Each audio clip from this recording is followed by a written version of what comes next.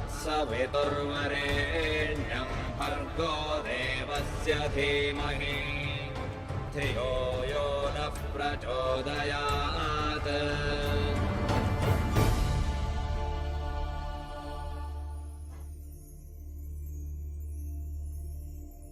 नमस्ते। वेद की शिक्षाएं कार्यक्रम में आप सब लोग के अभिवादन करत हैं जा। उम्मीद है कि आप जहाँ भी होइबा स्वस्थ और सुरक्षित होइबा। आज स्टूडियो में आल हवन पंडिता सुनीता श्याम बंधन जी, जोन गहलोत राजपूत महासभा से आल हवन, उनकरा स्वागत करत हैं जा। नमस्ते पंडिता जी। नमस्ते निर्मा जी। और हम अपन सभी दर्शक लोगन के सादर सप्रेम नमस्ते बोलत है। तो पंडिता जी, आज कौन विषय में बात करब सर? अच्छा, पहला हम एगो मंत्र पाठ से कार्यक्रम के शुभारंभ करब। जी।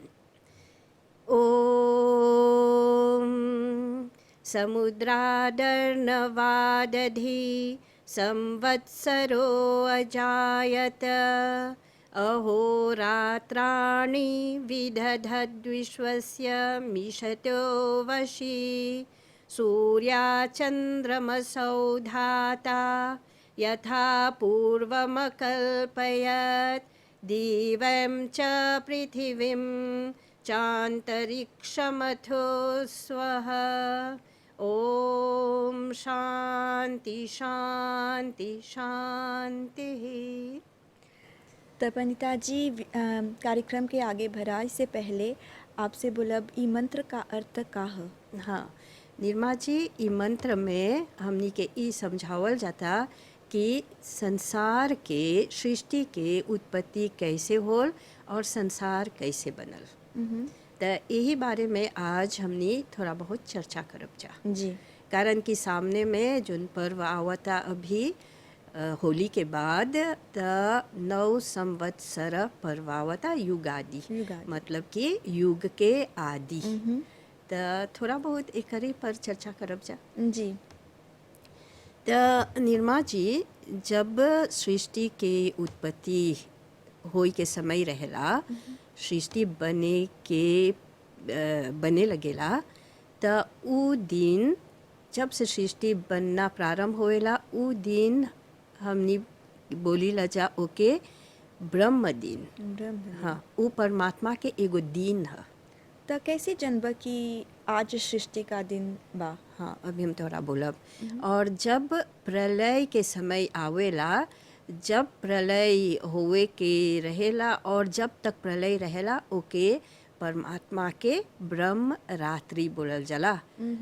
वो ब्रह्म रात्रि होएला। यानी ब्रह्म रात्रि यानी? हाँ, मतलब कि रात्रि में तो सब कोई सोल रहेला, आत्माएं सोई रहती है, और दिन में तो सब काम होता है ना। जैसे नॉर्मल है, हमनी भी दिन में कर्म करी ला जा, और रात्रि में अंधकार में सब कोई विश्राम करेला। जी। परिश्रम और विश्राम, परिश्रम दिन में होला, विश्राम रात्रि में होएला। तब परमात्मा के तप से इस संसार बनेला, इस सृष्टि के उत्पत्ति होएला। वही से बोली ला जा, सृष्टि के उत्पत्ति परमात्मा के एगो ब्रह्म दिन बोलल जाला। जी। और प्रलय परमात्मा के एगो ब्रह्म रात्रि है। तो जब है सृष्टि के उत्पत्ति होएला, तो सर्वप्रथम सबसे पहले एक प्रकृति के एगो छोटा सुन कण से शुरू होला।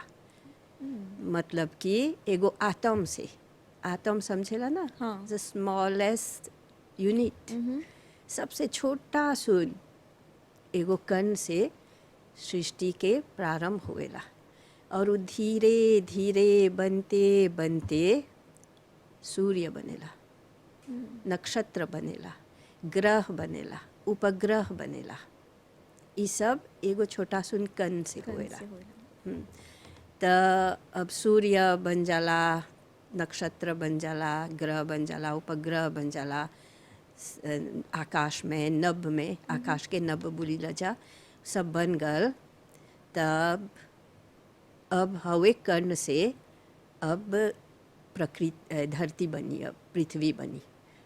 तब पृथ्वी बनेला धीरे धीरे, वनस्पति आवेला, वनस्पति लता, पेड़, पौधे, फल, फूल पर्वत त अब गते गते धीरे धीरे अवलोद एक एक करके बनेला। ऐसा नहीं हम मिराक एक कुछ परमात्मा शक्तिशाली है तो एक कुछ बना दे।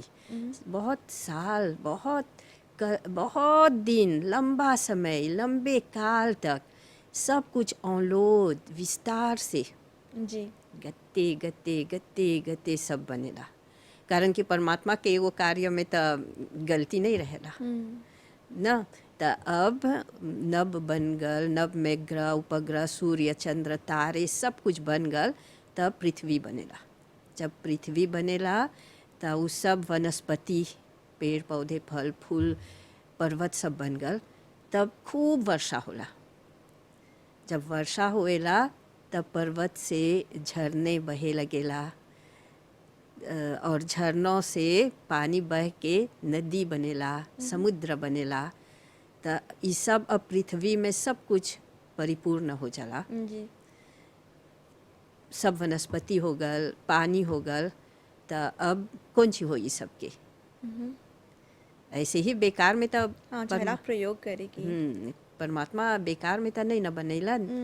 अब चाहे एकर प्रयोग करे के तक के प्रयोग करी मनुष्य नहीं, सर्वप्रथम जीव जंतु हाँ पशु और पक्षी के उत्पत्ति होएला। पशु के लिए चारा बा घास बा, पीने के लिए पानी बा, पक्षी के लिए पेड़ में फल बा, पीने के लिए पानी बा। तो मतलब वो लोग जब आल पृथ्वी पर तो वो लोग के भोजन पहले चलाल।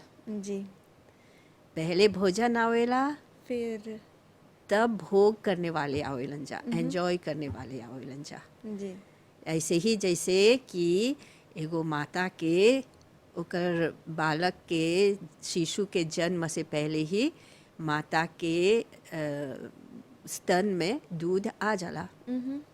जब बच्चा के जन्म होई तो ओकर भोजन पहले से बा जी ना। तो इसी प्रकार जब परमात्मा सृष्टि में कोई के उत्पत्ति करेलन तो पहले ओकर भोजन तैयार कर देवेलन, तब उनकरा एंजॉय करे के भेजेलन जा पशु पक्षी के।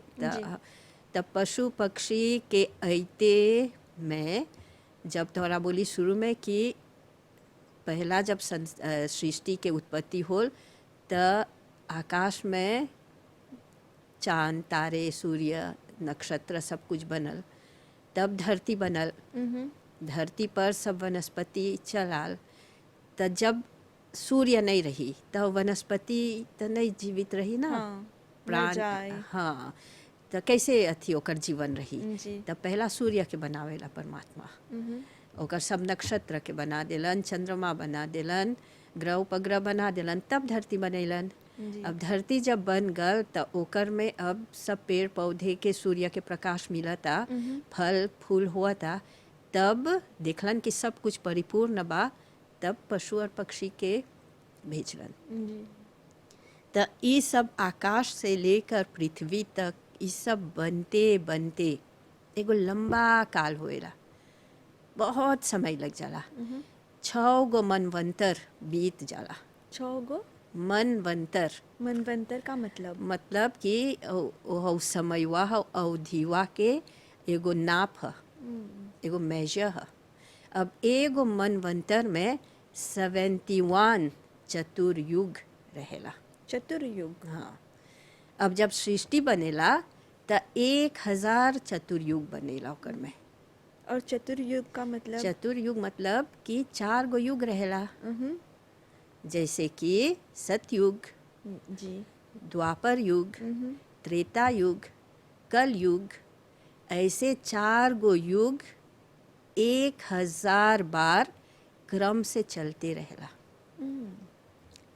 तो अब एगो युग में अब मान लिया जाए कि कलयुग में 432 मिल बा।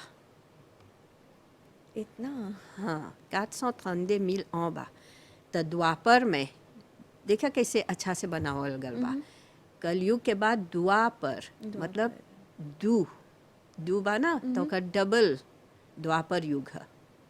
जैसे 432,000 कलयुग त द्वापर ओकर डबल है, दो बार ओकर में, दो बार दो द्वापर। बार। तब आई त्रेता, 3 बार। हाँ समझ गई ला। हाँ। तब आई सतयुग, सतयुग तब कितना 7 हुई? बार। 4 बार। 4 बार। तो ऐसे हमनी के ऋषि लोग समझैले हो जा, हमें हमनी आसानी से कैसे, अभी तोरा बोली थोड़ा सुन तो तू समझ गईला। हाँ। तो उ 1000 चतुर्युगी के हमनी के ऋषि लोग समझाए खातिर ओके मनवंतर बनेले होवन जा। तब एगो मनवंतर में 71 अथी बा चतुर्युग, सावेजा कलयुग, द्वापर, त्रेता, सतयुग। 71 बार सतयुग, द्वापर, त्रेता और कलयुग आई, एगो मनवंतर। त 6 गो मनवंतर लग गल आकाश, पृथ्वी, वनस्पति, नदी, पेड़ पौधे, पहाड़, तब पशु पक्षी। तो सोचा कितना समय बीत गया, ढेर समय हो गया। बहुत समय हाँ। बीत गया। तब जब मनुष्य के उत्पत्ति होएला तब मनुष्य 7वां मनवंतर में 7वां। उत्पत्ति होएला मनुष्य के। अभी हमने 7वां मनवंतर में है जा। हाँ। त ई मनवंतर के नाम है वैश्वत मनवंतर। वैश्वत। हाँ, वैवस्वत मनवंतर 7वां मनवंतर के नाम है। जी। त जब ई सब बन जाला, पशु पक्षी त आ गल, त अब मनुष्य के उत्पत्ति, अब परमात्मा मनुष्य के उत्पत्ति 7वां मनवंतर में करलन, जी। वैवस्वत मनवंतर में। तब अब कैसे मनुष्य के उत्पत्ति हुई, हाँ, कैसे हुई? कोनो आइडिया बा? नहीं। अच्छा, ई त सब कोई जानेला कि जब सृष्टि के उत्पत्ति होल रहल, परमात्मा करले रहलन, त अनेक लोग ई संसार में आ रहलन जा। अनेक मतलब कि अनेक जवान लोग संसार में अइलन जा। उ अनेक लोगन में से 4 गो जोन पवित्र आत्मा रहलन, उ 4 गो ऋषि रहलन जा। 4 गो ऋषि। हाँ, ओकर नाम? हाँ, अग्नि, वायु, अंगिरा, आदित्य, हमेशा बोलीला जा ना जी, वेद की जी, शिक्षा जी। में। त अनेक लोगन में 4 गो ऋषि रहलन जा। त उ 4 गो ऋषि लोग के त परमात्मा ज्ञान दिलन ना, वेदों का ज्ञान। जी। त जब वो लोग के ई वेद के ज्ञान मिल गल, त वो लोग एगो माध्यम हो गइलन सब वेद उत्पत्ति के। त उ में से जब वो लोग वेद की ज्ञान पैलन जा, वो लोग अपन वेद मंत्र बोलत हवन जा, त सुन के अनेक हो जितना अनेक लोग आ रहलन जा, ओकर में से भी सुन के अनेक लोग ऋषि बनल। त जब वो लोग ऋषि बनलन जा, त वो लोग परमात्मा के ध्यान में लीन होके उ वेद मंत्रवन के अर्थ प्राप्त करलन जा, शब्दों के अर्थ प्राप्त करलन जा, परमपिता परमेश्वर की कृपा से। जी। वो लोग समझे लगलन जा कि मंत्रवा में का बोलल गल बा, ओकर असर का है? ओकर अर्थ का है। त जब वो लोग के ई ज्ञान मिल गल, वो लोग अर्थ समझ गइलन जा, और ज्ञान के बाद वो लोग समझे लगलन जा कि दिन कौन सी है, रात कौन सी है। अब गिनती करे लगलन जा, 1 दिन, 2 दिन। अब गिनती से, दिन के गिनती से अब समय की गिनती वो लोग समझे लगल। जी। तब कैसे तोरा एगो एग्जाम्पल देवत है। अब जब एगो बच्चे का जन्म हुई, त अब तू जाने खोजबा कि ई बच्चे के ओकर फर्स्ट मतलब कि वो जब गर्भ में रहल त ओकर पहला दिन कैसे, कौन दिन है, डेट कौन सी रही। जी। साइंस के प्रगति से गिन लेबा, क्योंकि एगो बच्चे के जन्म होई के 280 लगेला। हाँ। 9 महीना लगेला। 9 महीना, पूरा 9 महीना। हाँ, आजकल के बच्चे जो है 8 महीना में हाँ, ये साइंस के प्रगति से तो अब 280 jours मतलब कि नॉर्मल, कभी तो ऐसे हो जाला 8 mois 7 mois, कभी कमज़ोरी से भी हो जाला, कभी कोनो नेग्लिजेंस से भी हो जी। जाला। और साइंस इतना प्रगति कर ले बा कि इस सब कुछ के सॉल्यूशन मिल जाला। हाँ। हमनी के चला आयुर्वेद के वेद के ही अथी माने के कि ये सब जानकारी प्राप्त हो गल। जी। तो नॉर्मली ऐसे 280 jours है। तो तू जब गिनती करब कि 9 mois से गिनती करब, ओकर जन्म से लेके 9 mois तक जइब तो तू जान नहीं जइब। हाँ। तो ऐसे ही अब जब ज्ञान मिल गल तो ऋषि लोग गिनती करलक कि अभी जब गिनती करे लगलन जा समय के तो जान गइलन जा कि हमनी सेचैम मनवंतर में मनुष्य के उत्पत्ति होल बा।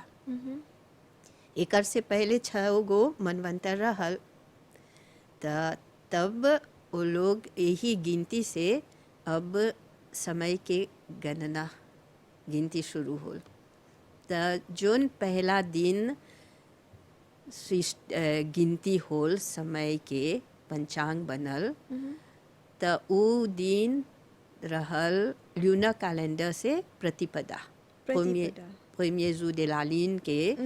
बस कि हमनी पंचांग हमनी के सब पर्व हिंदू कैलेंडर तो थी ना पंचांग हमनी के पंचांग है। हाँ, तो ल्यूनर कैलेंडर पंचांग के गिनती से ईस्वी कैलेंडर नहीं बोला था। ईस्वी कैलेंडर बोला जेजी क्रिस्ट के समय के कैलेंडर, और पंचांग बोला जरा हिंदू कैलेंडर आदित्य कैलेंडर। तो उ से गिनती कर तब पहला दिन रहल प्रतिपदा चंद्रमा के, उसकी पंचांग में चंद्रमा की तिथि जी। रहेला। पहला दिन रहल और पहला महीना रहल चैत्र महीना। तो चैत्र महीना और प्रतिपदा premier jour de la lune premier mois de l'année। तो हमनी हौ दिनवा के 9 संवत्सर पर्व मनाइला जा, कारण कि न्यू ईयर है, न्यू डे है ना। जी। तो उ खातिर है पर्ववा युगादि 9 संवत्सर और गुड्डी पाड़वा, ये सब 9 संवत्सर युगादि के पर्व में मनाइला जा। अब तू बोलबा चैत्र महीना में काहे, बस कि तू तो जाने ला ले 1er janvier के न्यू ईयर है ना। हाँ। तो वो ईस्वी कैलेंडर है, कैलेंडरिए जेजी। लेकिन जौन हमनी के पंचांग अनुसार है तो हमनी के न्यू ईयर डे चैत्र महीने के प्रतिपदा के होएला। 9 संवत्सर हमनी के नया साल नूतन वर्ष। तो नूतन वर्ष कारण कि सृष्टि के आदि, समय की गणना और मानव की उत्पत्ति है। 3 गो रेजों खातिर है, 3 गो महत्वपूर्ण महत्वपूर्ण बात खातिर हमनी 9 संवत्सर के मनाइला जा। जी। और हमनी के न्यू ईयर डे है।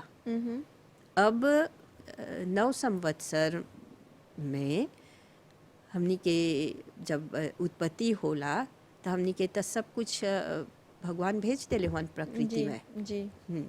और ऐसा एगो क्लाइमेट में भेजले हुआ कि न अधिक गर्मी न अधिक सर्दी,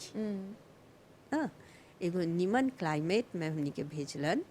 न बहुत गर्म करी न बहुत ठंडा लगी, और सब कुछ हमनी के परिपूर्ण मात्रा में बा। पेड़ों में फल बा, झरने से शुद्ध पानी जल बहता, और वनस्पति बा, मतलब कि भोजन अन्न गेहूँ सब कुछ हमनी के प्रोवाइड कर देले हवन आने से पहले। जी। अब हमनी के आके खाली एंजॉय करे के बा न। तो इस प्रकार धीरे धीरे हमनी के सब कुछ दे के तब परमात्मा हमनी के सेचैम मनवंतर में धरती पर भेजलन। जी। अब जब हमनी धरती पर अली जाता, हमनी के तो पशु से दूध हाँ। ना, गाय बा। गाय बा। अब भेड़ से कटन बा ना, भेड़ से मिलेला ना ऊल। हाँ। अब कपास के पेड़ बा ना, कटन। तो सब कुछ बा, कपड़े के सुविधा। अब ज्ञान बा वेदों में। जी। अब ऋषि लोग उस सब ज्ञान के खोज करके अर्थ समझ लेलन जा। तो हमनी के सब कुछ अब बनाई के मिले लगी ना, बने लगी। तो इस प्रकार विस्तार से हमनी के भगवान सब कुछ धीरे धीरे समय पर सब कुछ दिले हवन, उत्पत्ति करले हवन और सुख भोगे के भेजले हवन। तब बहन जी हमने की बोला युगादि के पर्व कैसे मनाला जा? हाँ, बहुत अच्छा प्रश्न करला। समय बीत जात नहीं सकती बोले ना। त युगादि हमनी के सबसे प्राचीन पर्व है। सकबा बोले कि संसार के सबसे पुराना पर्व नव संवत्सर, युगादि, गुड्डी पाड़वा है। जी। और ये एगो बहुत साक्रेट पर्व है, बहुत पवित्र पर्व है, जोन में हमनी परमात्मा के धन्यवाद करीला जा इस सृष्टि में अइला से। और जोन सूर्य चंद्रमा हमनी के उपकार करत हवन जा, जेके बोलीला जा हमनी के देव हवन जा, देवेलन जा, प्रकाश देवेलन जा, वर्षा होएला, सब कुछ हमनी के जोन मिलता उ हमनी परमात्मा के धन्यवाद करीला जा, घर घर यज्ञ हवन करीला जा।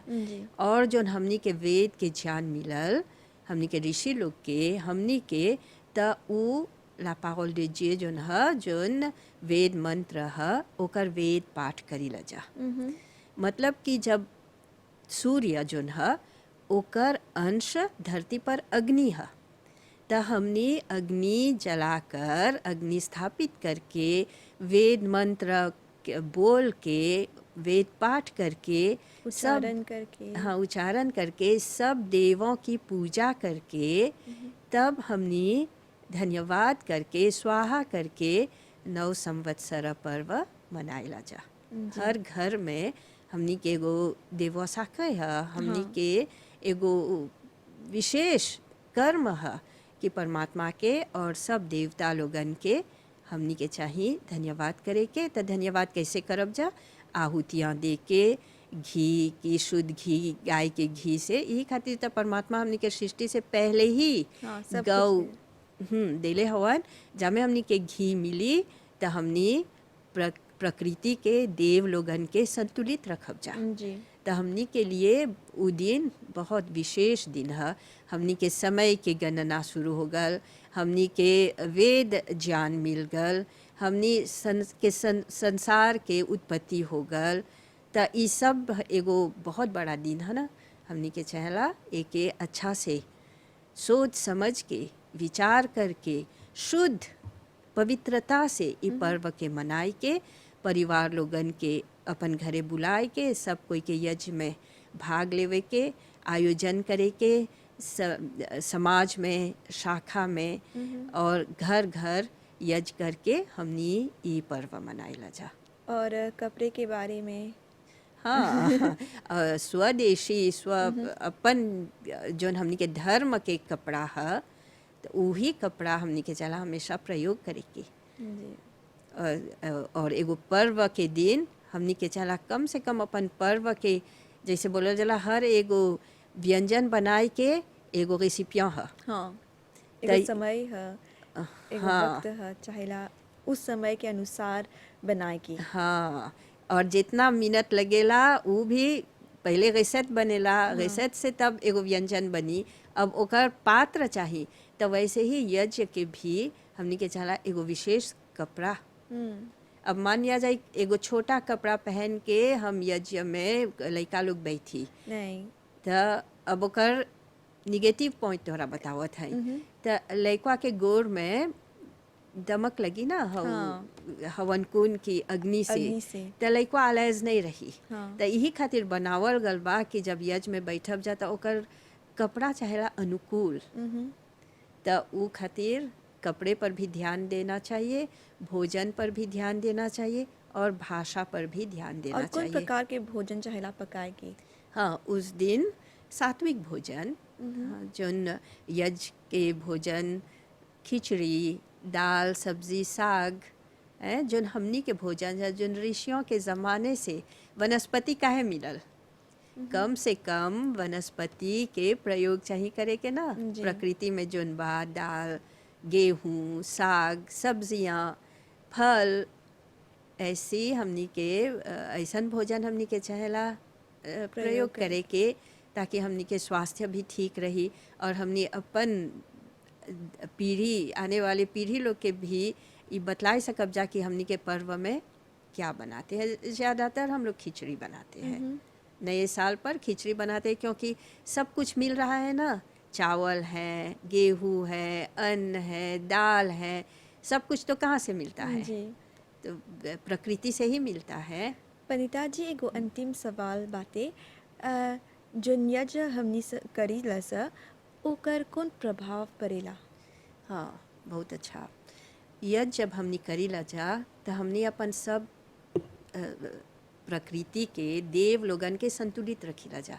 आजकल देखत हुआ ना, वक्त बेवक्त जोन वर्षा हुआ था वो नहीं रहल। ऐसे जब हमनी के परमात्मा सृष्टि दिलन तो ई सब अच्छा से हमनी के दिलन, लेकिन हमनी मानव हमनी के दुष्कर्म से प्रदूषण बढ़ा के चारों तरफ सब कुछ फेंक के, और सबसे ज़रूरी बात हमनी यज्ञ नहीं करत है जा, संतुलित नहीं करत है जा अपन देव लोगन के, जैसे कि अग्नि, वायु, जल, पर्वत, नदी, समुद्र, इस सब के परेला हमनी के संतुलित रखे के। तो बहन जी, इस सब ज्ञान खातिर बहुत बहुत धन्यवाद। तोहरा धन्यवाद बोलब सर। ठीक, तो निर्मा जी, हमार तो काफ़ी बातें रह गल, बाद में फिर एक पर चर्चा जी, करब जा जी, अगले हाँ। बार। और बहुत खुशी हुई कि आज हमरा मौका मिलल चर्चा करे के, थोड़ा सुन संसार कैसे बनल और कितना समय तक बनते रह गल, और अभी कितना अभी हमनी के और आगे जाए के बा। तो हम अपन सब दर्शक लोगन के धन्यवाद बोलत है, नमस्ते करत है और शुभ रात्रि। तो भाई बहन लोग, ई रहल वेद की शिक्षाएं कार्यक्रम। उम्मीद है ई कार्यक्रम आप लोग के पसंद आयल हो। तो हर साथ रहल बहुत बहुत धन्यवाद। शुभ रात्रि, नमस्ते।